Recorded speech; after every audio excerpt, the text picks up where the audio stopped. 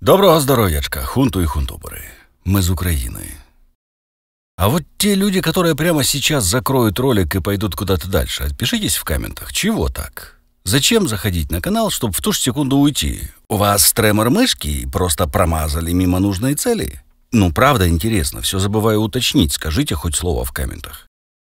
Тем для ролика хоть отбавляй, в конце скажу словами о поездке и выдаче хлопцам полезняшек, а фоном покажу фото из поездки. Забегая вперед, скажу, что у нас почти получилось. 2 буквально слова про ситуацию с Мазепой и вообще про бизнес в Украине. Когда Бонавтикий Цицеронович положил свой инструмент для игры на пианино на Конституцию, бизнес молчал, потому что был уверен, что деньги любят тишину. Когда Мивиноед проворачивал то же самое с петициями, с ЗСУ, журналистами, отдельными военными, судами, энергетикой, своими обещаниями, западными партнерами, бывшими в употреблении президентами и нынешними своими же соратниками, бизнес молчал, шутливо отбуркиваясь. То почему бы в итоге не случиться тому, что случилось? Или бизнес думал, что они особенные, и их не коснется никогда и ни при каких обстоятельствах, потому что они особенные и вообще платят налоги, допустим. Так никакого диктатора это никогда и не останавливало. Наоборот, всегда приходило время, когда милый, горячо любимый народом правитель с высочайшим рейтингом решал, что ему платят мало.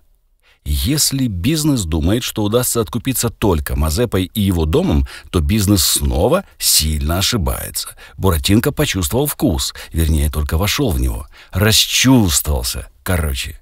Так если б он один. В мире политических странностей и абсурдных заявлений Сергей Лещенко, чей-то там советник в офисе президента Украины, решил поднять планку до небывалых высот. Казалось бы, в условиях войны и глобального кризиса здравый смысл потребует от политиков тактичности и мудрости. Но нет. Лещенко предложил правительствам западных стран прекратить помощь украинским беженцам, чтобы те вернулись в Украину поднимать экономику. Браво, Сережа! Какая замечательная идея! Гениально же! Все вернутся, и будет исполнено желание Бонавтикия.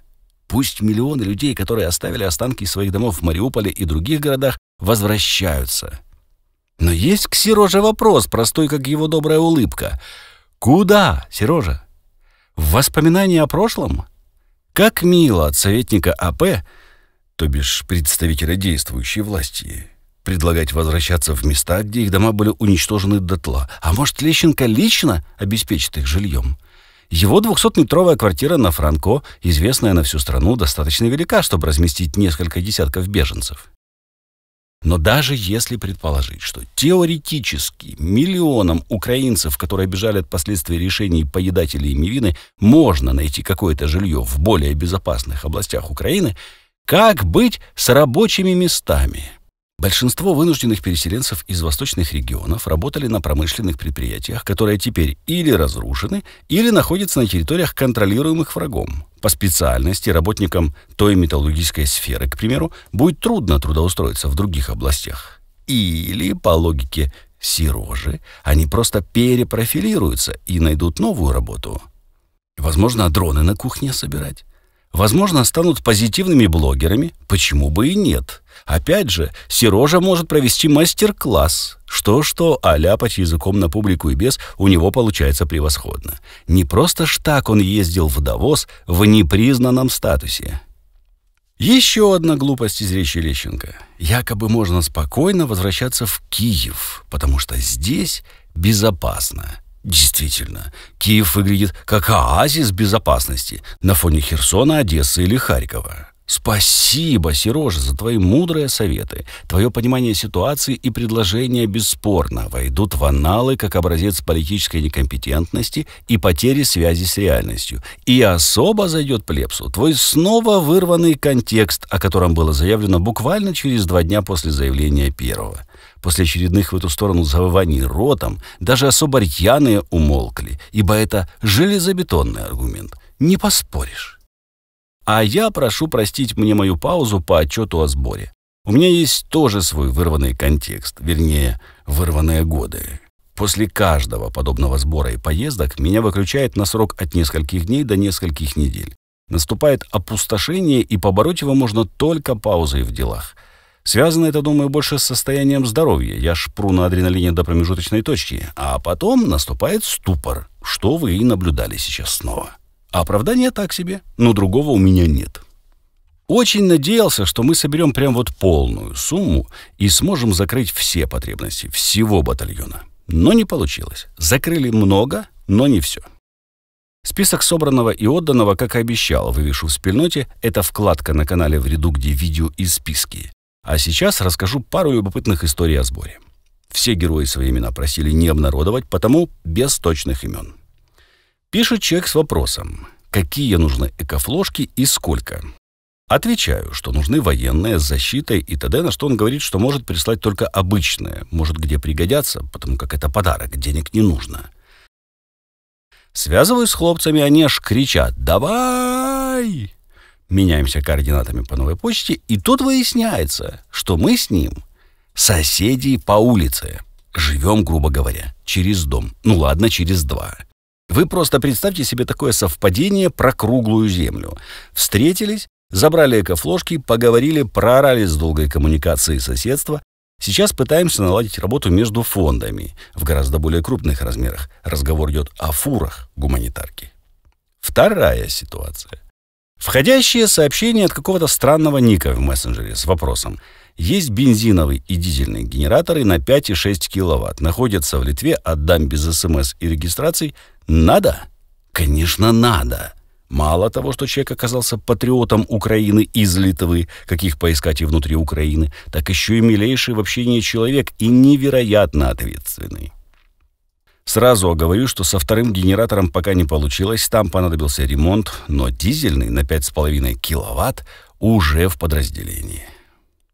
Мало того, что перед отправкой в Украину были заменены все детали, которые хоть немного смущали, всякие колесики, аккумулятор для старта с кнопки, прочие расходники, заменено масло, так еще вся эта благодать была оплачена, а когда возникли проблемы с таможней, оплачена и пошлина, и доставка по Украине. С доставкой отдельная вышла история. Наши ни разу не любящие деньги таможенники, увидев такое счастье, 100 килограмм весом 5,5 киловатт, дизель, тут же стопорнули дальнейшее продвижение генератора, уповая на прибавку к жалованию. И несмотря на то, что генераторы ввозятся в Украину беспошлинно. Ну так по закону должно быть. Нам некогда было спорить, ругаться, искать и доказывать правду. Батальон готовился к передислокации, времени не было совсем. Так вот, на таможне потребовали кучу бумаг и денег в придачу. Имейте в виду, таможня берет бабло. Всегда. Этот их девиз цветет и пахнет вместе с самими таможенниками. Тут я хочу сказать большое дякую нормальным голосом всем, кто помогает. Тем, кто шлет дельные советы, кто шлет генераторы и экофлошки, бойцам на блокпостах, которые при виде таблички на лобовом после проверки документов и осмотра машины устало машут рукой и, сказав «проезжайте», успевают еще сквозь окоченение души ответить «дякую» на мое «тихої зміни». Тем, кто без устали шлет и шлет донаты. Без донатов мы бы никуда не доехали. Вернувшись с позиции, принимаю звонок в сигнал. Дед, раздолбали подразделения, раздолбали в хлам, а стоять надо. Надо наблюдать, фиксировать, отвечать. Надо тримати небо, как говорят в фейсбучках. А чем тримати? Палками? Лайками под постами? Дед говорит, что нашли отменные тепловизоры и что их нужно 9 штук. Цена 44 тысячи за каждый. Но 9 штук. Лезу во все закрома, соскребаю из всех закутков остатки от сбора на батальон и отправляю деду 91 тысячу. На эту сумму я надеялся купить несколько FPV-мониторов, но нашел только один, который отправил в подразделение. Но это только 2 тепловизора из 9. Сбор на батальон не закрыт. Продолжаем помогать хлопцам после полного обоснования на новом месте. Сбор на тепловизоры не закрыт. Кстати, деду были отправлены и деньги на ремонт батальонной «Газели». Хлопцы закрыли вопрос сами как-то. Не спрашивайте меня, я не знаю, как они эти вопросы закрывают, сколько денег отправляют своим семьям из своих 20 с копейками тысяч «зряплаты» в кавычках, и за чьи деньги заправляются и одеваются, обуваются. Просто снова накатывает внутреннее опустошение временами, и только ваши донаты, помощь и добрые слова позволяют надеяться, что оно быстро пройдет и все будет хорошо. До перемоги. Слава Україні, слава ЗСУ. Зробіть донат і репост, якщо ви теж прагнете перемоги. Доля і ролика, і України в ваших лайках, донатах, коментах і репостах. Тож це і буде ваш внесок в перемогу України.